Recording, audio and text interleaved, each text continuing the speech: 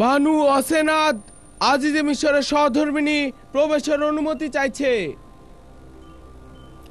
প্রবেশ করতে বলো। বানু অসেনাতের অনুমতির প্রয়োজন নেই।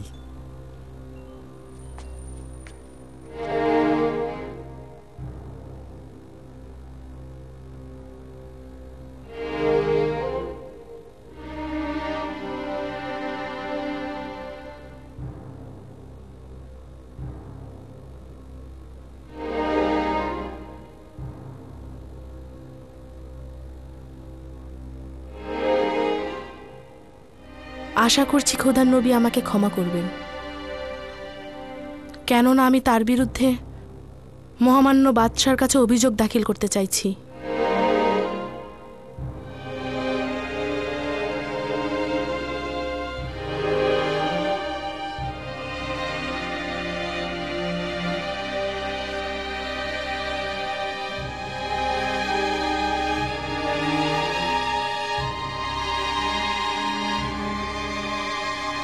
ওয়াসেনাত, আজ খাদেমদের বিচার কার্য ও শুনানি চলছে। আমার বিচার না হয় অন্যদিন রাখো। আমার তাড়া রয়েছে, সবুর করতে পারবো না। খাদেমগণদের শুনানি পরে হবে। তুমি বলো অসেনাত। আমি জানতে চাই, আজিজে মিশর জনাব ইউজারসিফ মিশরের জনগণের নাজাত দানকারী।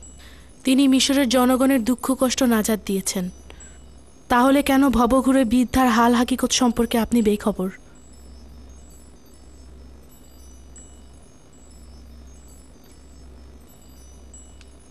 যে বৃদ্ধ মহিলার কথা তুমি বলছো তাকে আমি কিভাবে চিনতাম? সেই বৃদ্ধ মহিলা তো আমার খোয়াবে ও জেহানে মশগুল ছিল। তুমি নিজেই তার সাক্ষী ছিলে। আমি তো এমনকি তাকে চিনতেও পারিনি। আপনি তাকে চেনেন, কিন্তু আপনি তার সম্বন্ধে অমনোযোগী আছেন। তিনি সেই যিনি আপনাকে বছরের পর বছর লালন পালন করেছেন। যখন তার ইশকের আগুন তার সত্তায় জ্বলছিল, তার সত্তাকে আগুনে জ্বালিয়েছিল, তখন তাকে তার নিজের অবস্থায় ছেড়ে দিয়েছেন। তিনিই হলেন জুলেখা।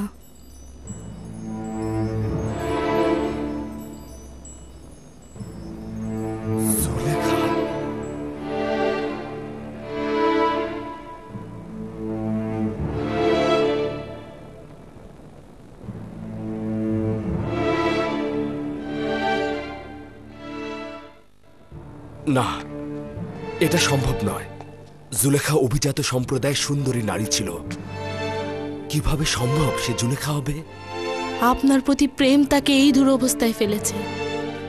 30 বছর আপনার অপেক্ষায় ছিল, আপনার খোঁজে ভবঘুরের মতো অলিতে গলিতে ঘুরেছে। তার সকল সত্তার জীবন যৌবন সৌন্দর্য আপনার নামে উৎসর্গ করেছে, আর আপনি কিনা তার প্রতি গাফেল ছিলেন। আসলে তুমি যা বলছো তা পুরোপুরি সঠিক নয়। সকল হাকিকত এটা নয়। মহামান্য বাদশাহ 12 বছর পূর্বে আমাকে জেলখানা থেকে আজাদ করেছিল। পুতিফার ও জুলেখা আমাকে মিথ্যা আঞ্জাম দিয়ে জেলখানায় পাঠিয়েছিল। আমরা সাক্ষী ছিলাম। জুলেখা ইউজারসিফের উপর মিথ্যা দুর্নাম দিয়ে 12 বছর কারাগারে নিক্ষেপ করেছিল। তার সাথে যে অপরাধ হয়েছে সেটি কোনোভাবেই ক্ষমার যোগ্য নয়। সে সময় সকলেই তাদের দোষ স্বীকার করেছিল এবং ইউজারসিফ নির্দোষ ছিলেন তার সাক্ষ্য দিয়েছিল। আমি যখন জেলখানা থেকে আজাদ হলাম তখন তার সঙ্গে কি করেছি? কিছুই করিনি। আমি জুলেখা বা তার স্বামীর উপর কোনরূপ প্রতিশোধ নেইনি। সে কারণে তাদের খোদা তাআলার উপর শুকরিয়া থাকা উচিত। আমার পক্ষে এটা কি করে জানা সম্ভব যে মিশরের দ্বিতীয় শক্তিশালী নারী তার শান শঙ্কর ধন সম্পদ হারিয়ে রাস্তা রাস্তা ভিখারির মতো ঘুরে বেড়াচ্ছে? সে ক্ষমতা শীর্ষবিন্দু থেকে ভূপাতিত হয়েছে। তিনি অমায়িক হৃদয়ের মানুষ হয়েছেন। তুমিও তো জানো যে আমি অমায়িক হৃদয়ের মানুষকে কতটা পছন্দ করি। এই বৃদ্ধা নারী ও অসহায় চেহারা আমাকে কতটা কষ্ট দিয়েছে। আমি তো তার আকাঙ্ক্ষা পূরণের জন্য প্রস্তুত হয়ে রয়েছি।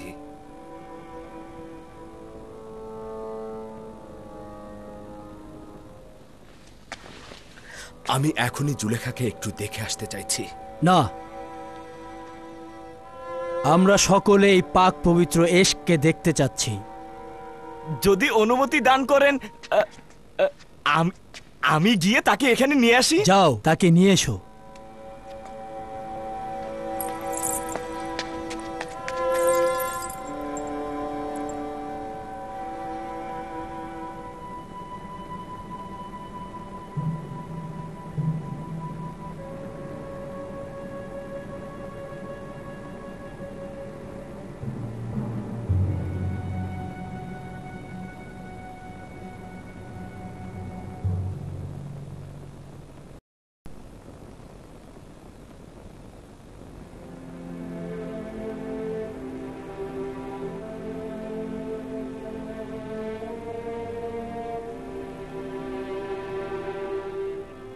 মহান খোদাতালা বলেছেন, জুলেখা প্রচুর কষ্ট করেছে এবং নিজের ভুলগুলো শুধরে নিয়েছে।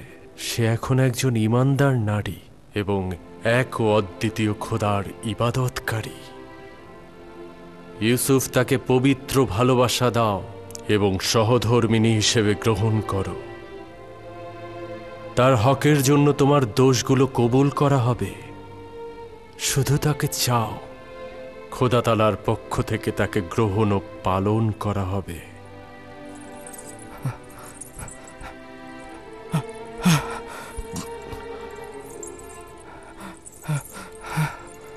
হে খোদার নবী, নতুন কোনো পয়গাম? আজব ফরমান ছিল। আদেশ এসেছে জুলেখার প্রতি সহমর্মী হতে, তাকে সহধর্মিণী হিসেবে নির্বাচন করতে।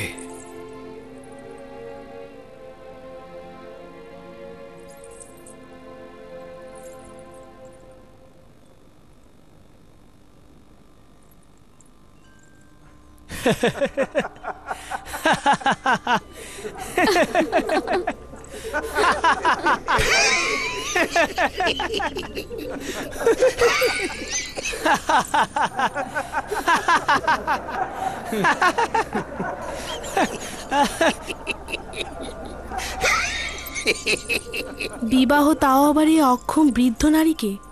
সে তো অতিশয় দুর্বল ও বৃদ্ধ।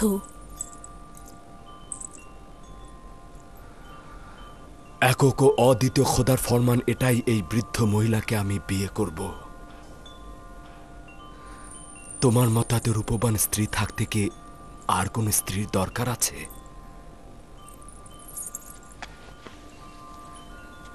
সে যেমন আছে তেমনই থাকুক, আমার জন্য তো কোনো পার্থক্য নেই।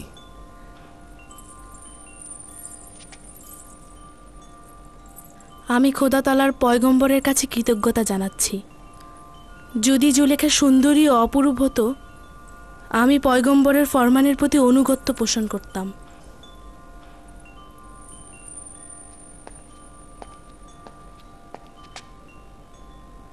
বানু জুলেখা ও তার সঙ্গী সাথীগণ প্রবেশের অনুমতি চাইছে।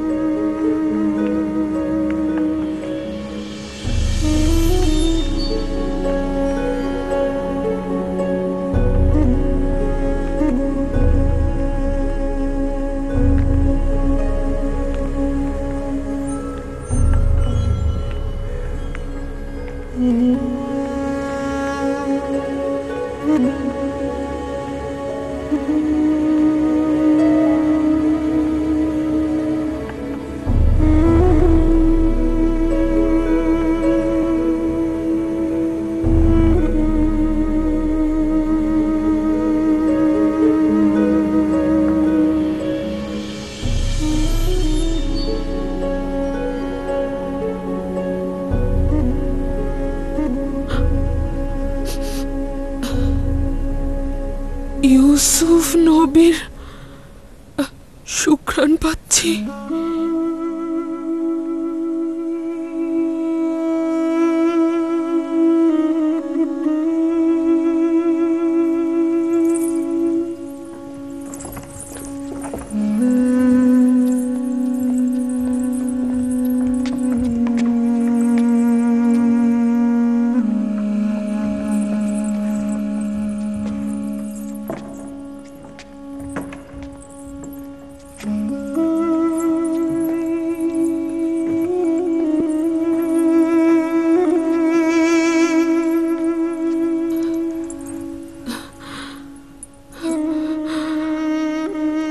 ওয়াসেনা, তুমি?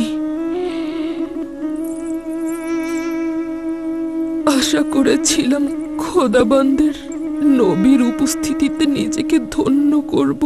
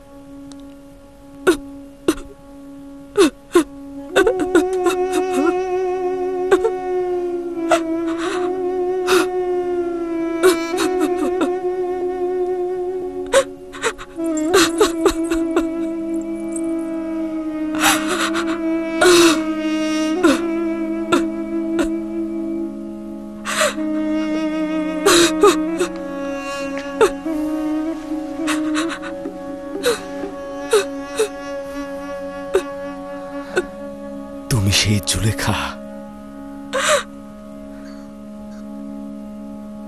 একদিন আমার অস্তিত্ব ছিল, এখন শুধু তুমি। এর মধ্যে জুলেখা নেই।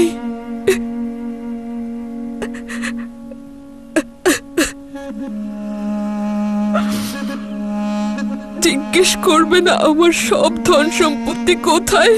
জানি আমি, সবকিছু ইউসুফের জন্য ব্যয় করে দিয়েছো। জিজ্ঞেস করবে না আমার সকল প্রভাব প্রতিপত্তি কোথায়? শুনেছি সবকিছু আমার পথে ফানা করে দিয়েছো। জিজ্ঞেস করবে না আমার সকল সৌন্দর্য ও লাবণ্য কোথায় বিলীন হয়ে গেল? ইশকের দর্দ জানকে জ্বালিয়ে পুড়িয়ে ছারখার করে দেয়, আর দেহকে করে চূর্ণ বিচূর্ণ। এখন বলো তো দেখি, ইউসুফের জন্য তোমার ইশক কোথায়? ওই ইশক এখনো সুমহান, সমুন্নত রয়েছে সকল অস্তিত্ব দিয়ে। সিনায় লালন পালন করছি। ইউসুফের জন্য তোমার ইশক কোথায়? ওই ইশক এখনো সুমহান, সমুন্নত রয়েছে সকল অস্তিত্ব দিয়ে। সিনায় লালন পালন করছি। তোমার থেকে খবরহীন থাকার কারণে ক্ষমা চাইছি। উপরালার ইচ্ছাই সবচাইতে বড় ইচ্ছা, সে আমাকে খবরহীন করে রেখেছে। আমার অবহেলা ছিল না। এটা কি তুমি আমার সাথে এত মোলায়েম কথা বলছো? এটা তো আসলে তোমারই হক জুলেখা। এখন তুমি একক ও অদ্বিতীয় খোদার পয়গম্বরের মনোযোগে রয়েছ। বলো তুমি আমার কাছে কি চাও? কি চাইবো? এখন তো সবই রয়েছে। মাহবুবকে চেয়েছি, সে তো এখন আমার কিনারায়। মাহবুবকে চেয়েছি, সেও সাথে রয়েছে।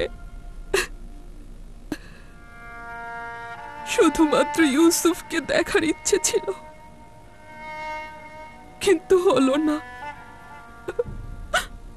আমার চোখ দুটো আমি হারিয়ে ফেলেছি। যদি মাশুক তোমার দৃষ্টিশক্তি ফিরিয়ে দিতে নাও পারে, তবে মাবুদ তো রয়েছে। তুমি মাবুদের কাছে চাও, আমিও দোয়া করব। যদি খোদা তাআলার ইচ্ছা হয় তো তোমার চোখ দেখতে হবে।